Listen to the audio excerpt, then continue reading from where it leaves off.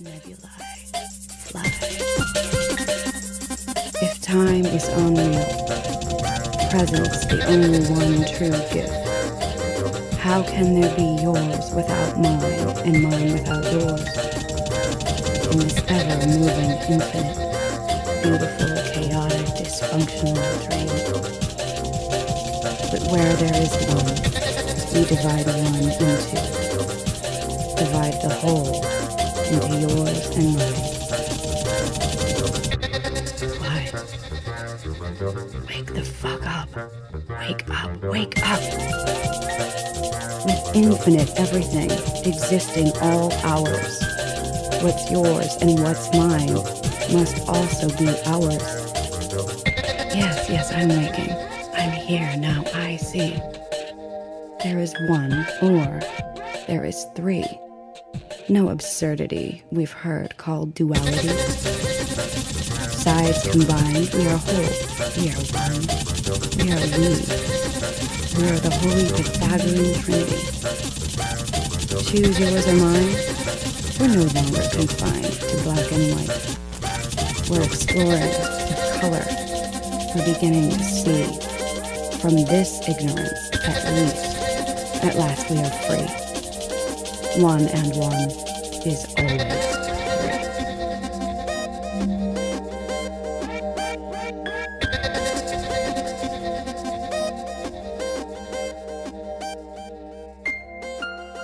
Wake the fuck up. Wake up, wake up.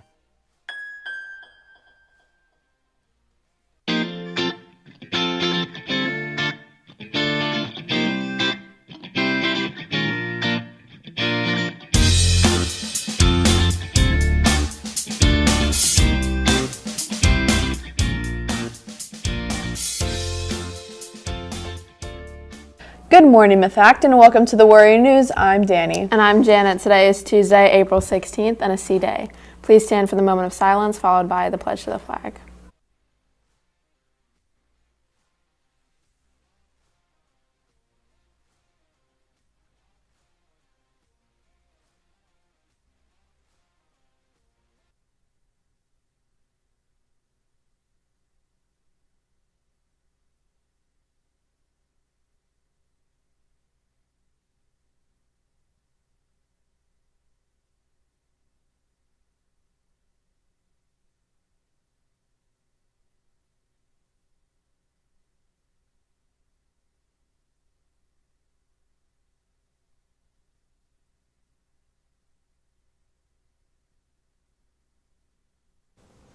Good morning and welcome to Question Corner. Now to today's question. What MHS musical group took second place on Saturday in a Scholastic Regional A class?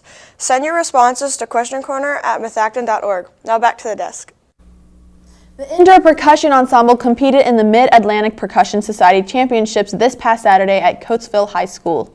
They came in second in the Scholastic Regional A class. The Indoor Percussion Ensemble is open to any MHS student and will be looking to grow the membership next year. See Mr. McCoach with any questions about joining.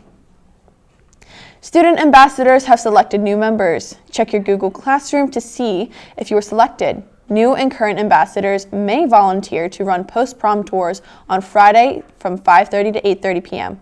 Ambassadors who are willing to help should sign up on the Google Classroom. Direct questions to Mrs. Palmer or Mrs. Kaplan in A201 and A205. Seniors, the staff is looking for 12th graders who want to deliver the voice of the class at graduation. The speech should talk about the past and future of the class of 2024 in an original and creative way. Submissions are due on or before April 22nd to the Google form found on the flyer. Remember, seniors, that your breakfast is on May 22nd, your trip is on May 23rd, and the senior sunset is on May 31st. Check your class's Google Classroom to review upcoming dates and to purchase tickets for the senior trip. Post-prom coffee house participants must be juniors or seniors or their dates. If you would like to bring your own instrument, then drop it off ahead of time on Friday during the day of post-prom. The coffee house will set a stage with microphones, a drum set, a guitar, an amp, a PA system, and lights. Please see Mr. Adolph in C251 with any questions or to sign up. The MHS Book Club will hold its first meeting on May 1st and will discuss The Darkest Minds by Alexandra Bracken. Interested students should RSVP on the library website or scan the QR code found on the flyers around the library. There are some copies of the book available for students. The discussion meeting will feature snacks and prizes. For more information, please see or email Mrs. Wittenberg. Teachers, would you like to judge this year's film festival movies? I know, right? That sounds like some opportunity. Email hstv@methacton.org with a heck yes or a you bet your bottom dollar. No worries, you will be anonymous. Email hstv@methacton.org if you've always wanted to judge a group of amateur films. Now, let's take a look back at this year's Minithon.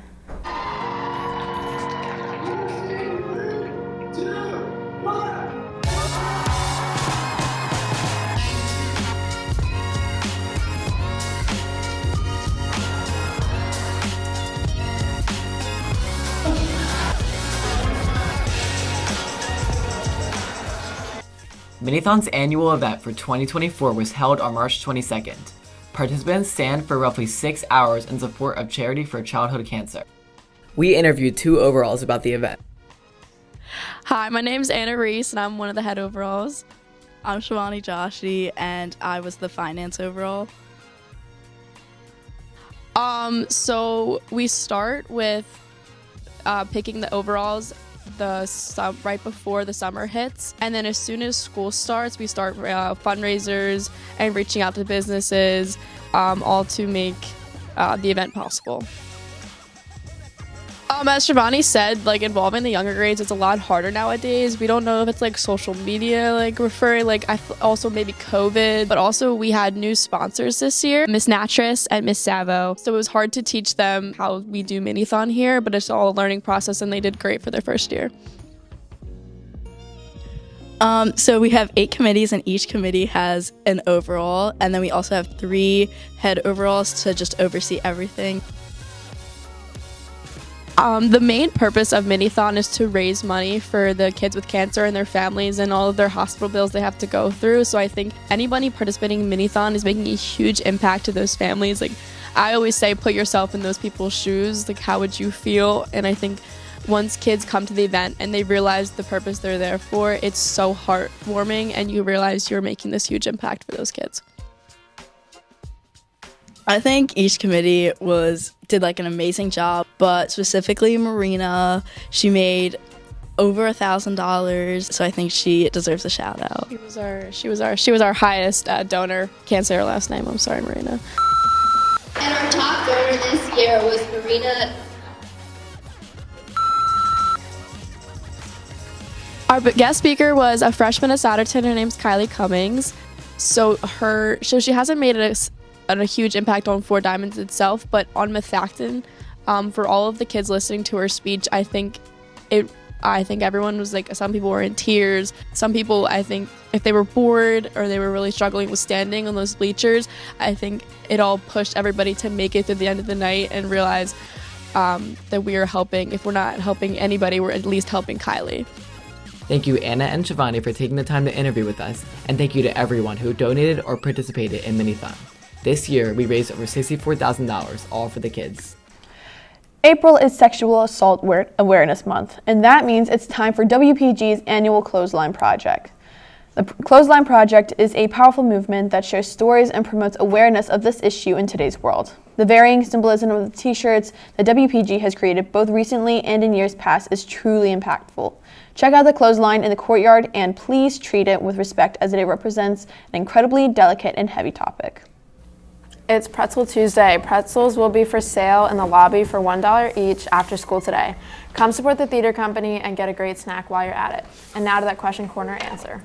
And the answer was Indoor Percussion Ensemble. The winners were Palmer, Metz, and Outland. Now back to the desk. MHS is collecting solar glasses for a cause through April 19th. If you have them and don't know what to do with them, then hand them to any teacher. If you didn't get to buy your post-prom t-shirt last week, then get yours in the front office for $5 cash. And from the entire Warrior News team, have a great day, Methacton. There's nothing that quite lifts my wings, that sets sail to joy, than entering.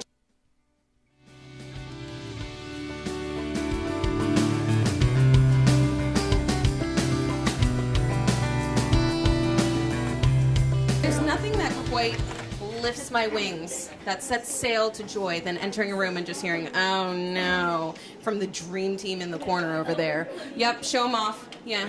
I don't know. They don't even know how to spell biology. All right, Mr. Sussman, if you weren't a teacher, you could do anything else in the world, but it has to make money. I would be an actor. Actually, when I plan to retire, I plan to go out for pilot season out in California, and I'm going to be a newly discovered old man actor sometime in the next 10 years. Do you know Miss Pitt has a personal heater down here sometimes? Sometimes I just like to get close to her so we stay warm. If you were not a teacher, what would your job be? I would be a goat farmer. Little pygmy goats. And then I would, like all the rich people who do yoga, I would bring them over. Actually, could see you doing that. Goat yoga. Miss Pitt's goat yoga. I am going to win the lottery, and then I'm going to save all the dogs, and then I'm going to have goats. And they're going to be great friends, so it's fine. A woman with a plan. Caught in the act of being an amazing educator. But if you had the chance to go back and do it all over again, and you couldn't be a teacher, but you still had to make money, what would you do? I don't have an answer for that. I'm a teacher. That's what I was always going to be. Die-hard teacher? Pretty much. If you could not be a teacher, but you had to have a job, what would your job be? She's not proud of this answer, but she's going to say it. I really like bagging groceries. It gives me satisfaction. And I could see myself, like maybe when I retire, getting a job somewhere where I could put things in bags, and it would make me happy. Mr. Kazula. I'm throwing it back to 2008 when I didn't know how to say his name. My amazing 9th grade English teacher. If you were not a teacher, but you still had to make money, what type of career or job would you have done? I wanted to be an oceanographer when I was a kid, and you can see how close to that dream I am right now. You know, surrounded by water, fish. I mean, some of them have the attention span of fish, so. And oceanographers could have worked for big oil. They would work for the dark side. Yeah, a lot of money, maybe. If we were to partner you with another teacher in this building that would have been a marine biologist, I won't say who, you just have to blindly sign up. Would you go into business with them maybe after retirement? Blindly? No, I don't do blindly. I'm out. It was Mr. Horvath. Mr. Horvath? Oh, I'm definitely out. Right, is she in there? Where's Miss Capital? Where's Senorita Capital? Senorita? Senorita? Senorita?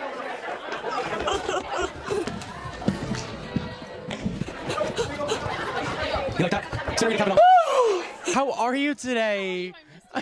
I miss you too. If you were not a teacher, what would you be doing and why? An actress or like something along the lines of that. Just like famous, I'd be famous. Talking realistic, like maybe like a hairdresser or a chef. Chicago.